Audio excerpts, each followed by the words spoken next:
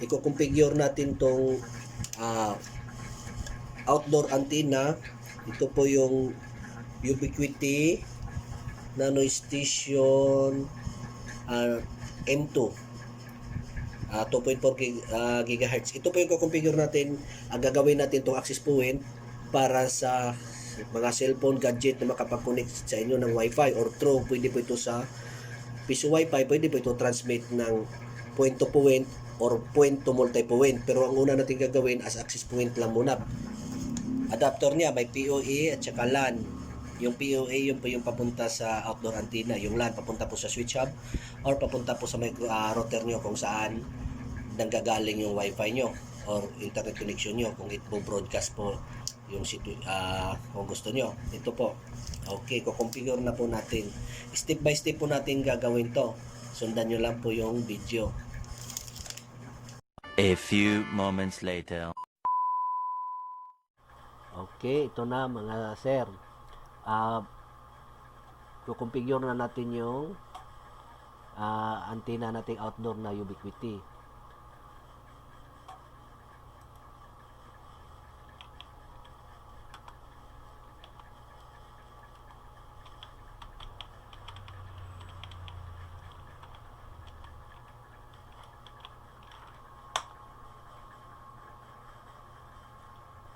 Ito na mga sir. I-click natin tong advance. Tapos, i-click natin yung proceed. Tapos, yung ginawang password.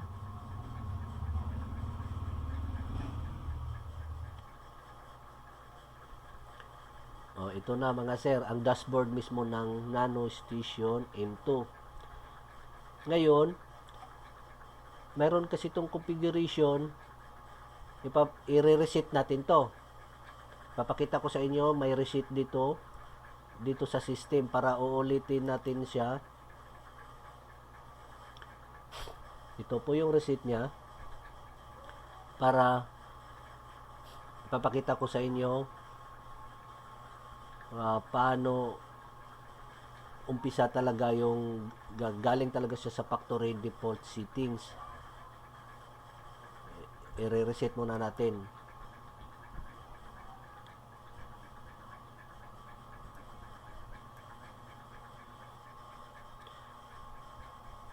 Pero mayroon din itong manual reset mismo doon sa antenna. Itong reset na ginawa ko mismong dashboard dito sa mga sir, balik na naman tayo kasi na-reset na yung antenna. Titingnan na natin kung naka factory default na siya. Ito na po yung, pag ganito po nakikita nyo, ito talaga po yung pinakaumpisa. Pag once bumili kayo ng antenna ng Ubiquiti, ito po yung talaga yung pinaka-dashboard niya nung umpisa. Wala pa siyang configuration. Pinakita ko lang kanina kasi mayroon ng configuration. Pinakita ko na lang pag-reset para mabalik natin sa factory default settings. Ilagay natin yung country. Philippines. Username TBNT.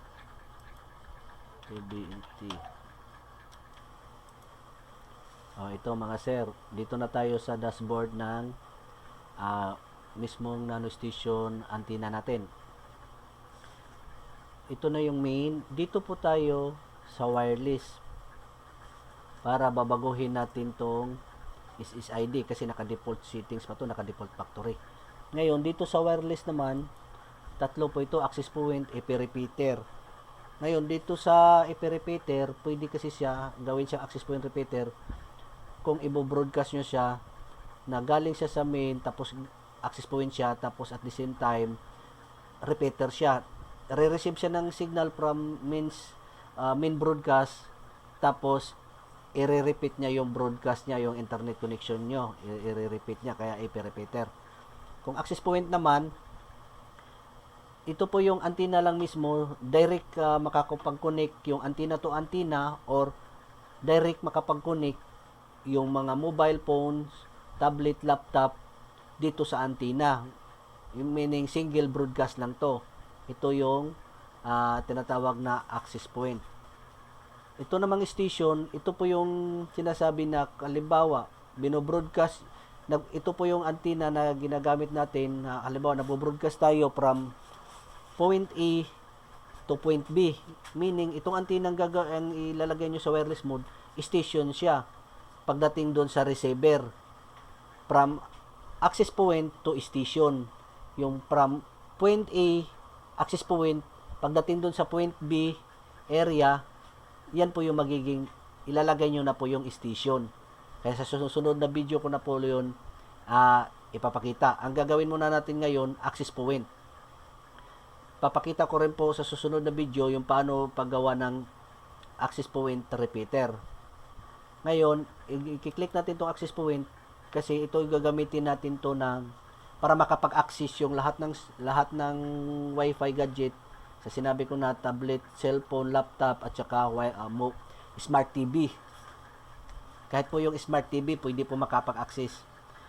Ngayon dito sa bridge mode, i-click po natin tong WDS. Yung SSD, palitan na natin to ng pangalan.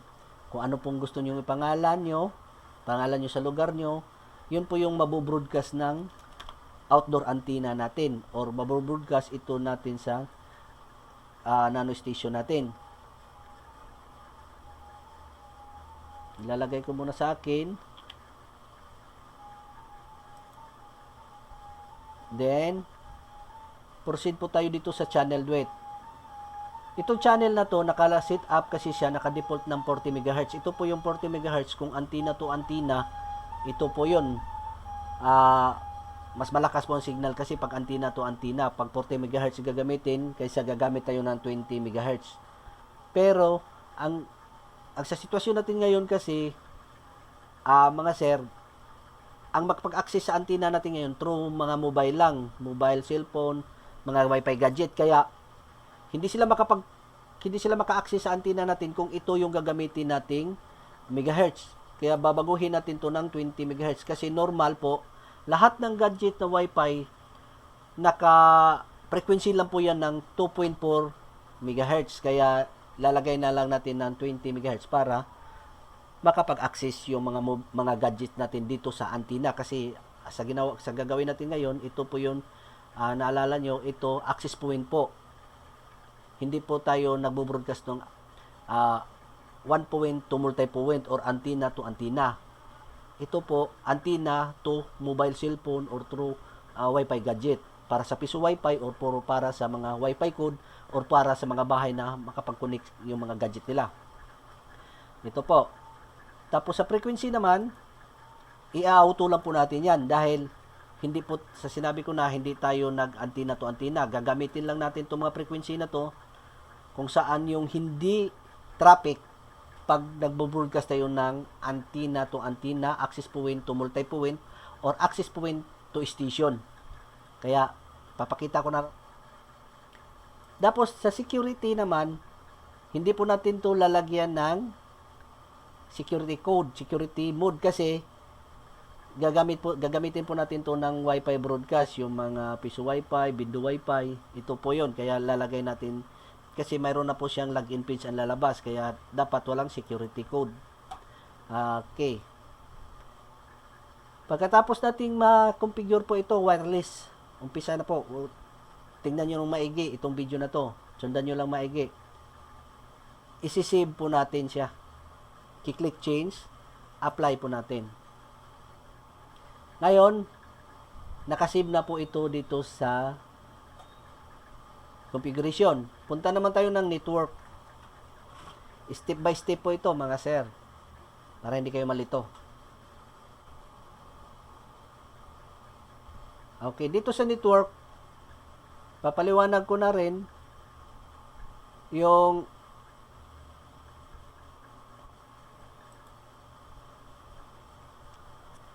bridge, network mode, router, at saka SOHO router. Ngayon, ang gagawin kasi natin, bo-broadcast tayo, access point tayo, kailangan ilalagay lang siya sa bridge. Gagamitin lang natin to ng router sa ibang configuration kung gagamitin lang natin siya sa bahay na gagawin natin siyang router or Soho router. Kaya ito, nakalagay muna natin to dito, network modes bridge kasi broadcasting po tayo as access point.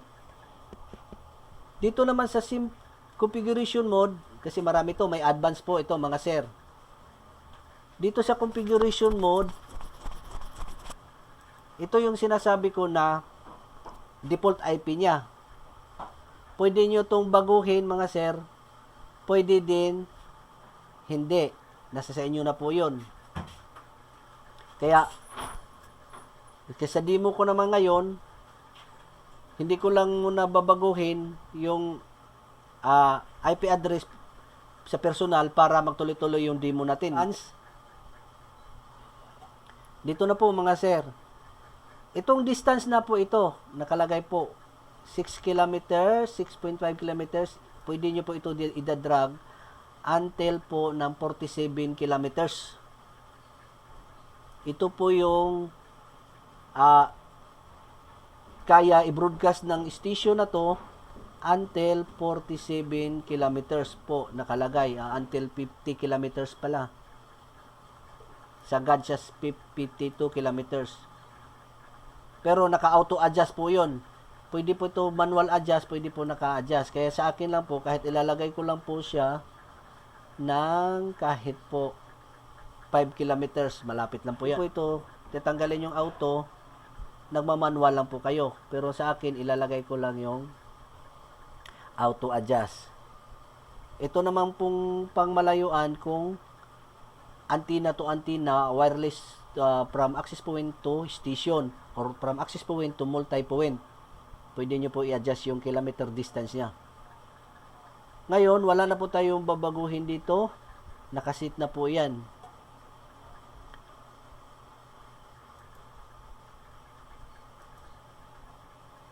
Punta tayo ng services.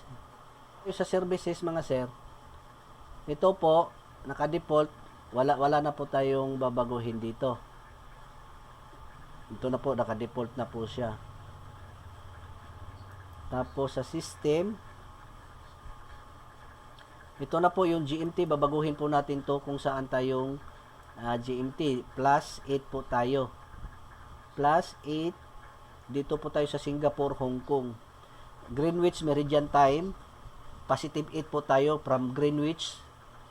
From Greenwich Meridian Time, yung Greenwich na po yan.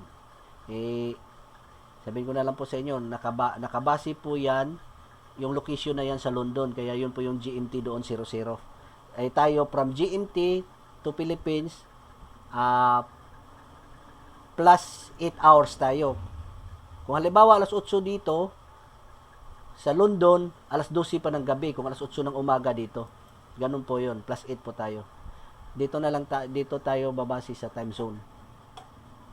Okay. Then change. Then apply. Lahat po ng ginagawa nyo, i-change apply po para nasisave siya. Balik tayo. Ulit sa services. Ito na mga sir, no? Nakasave na. Puntahan na natin yung main. Kung yung configuration natin. Ayan na. Nano Station, ito na yung device natin, Nano Station M2. Ang network bridge niya, network mode, naka-bridge. Kasi ito po yung ginawa natin dito sa wireless, kung maalala nyo. Naka-access point yung mode niya, wireless mode niya, naka-access point.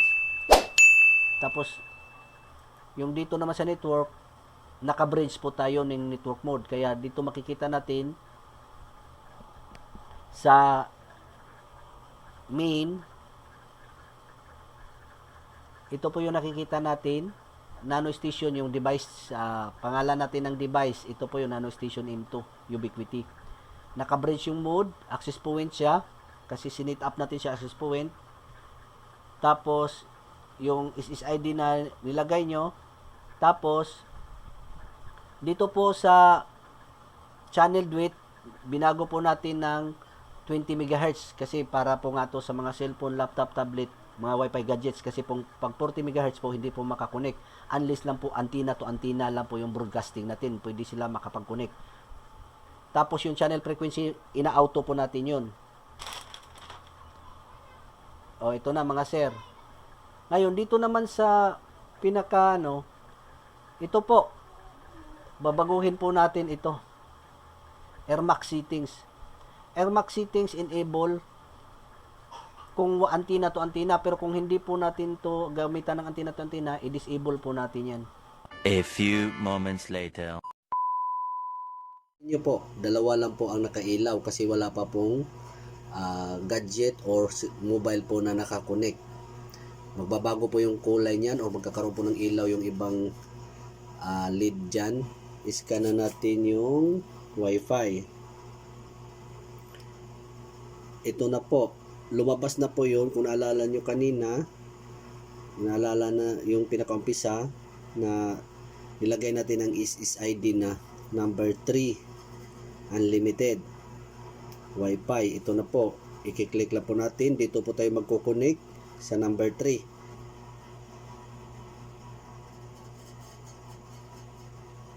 Ito na po. Connected dito po sa voucher code Wi-Fi or kung ano man gamitin nyo, window Wi-Fi. Ito na po.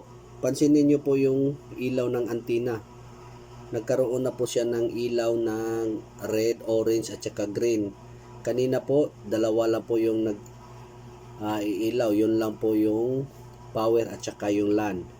Maraming salamat sa panonood. Sana may natutunan kayo. At saka see you on my next tutorial tungkol pa rin sa mga antenna, configuration, broadcasting. At maraming salamat. God bless.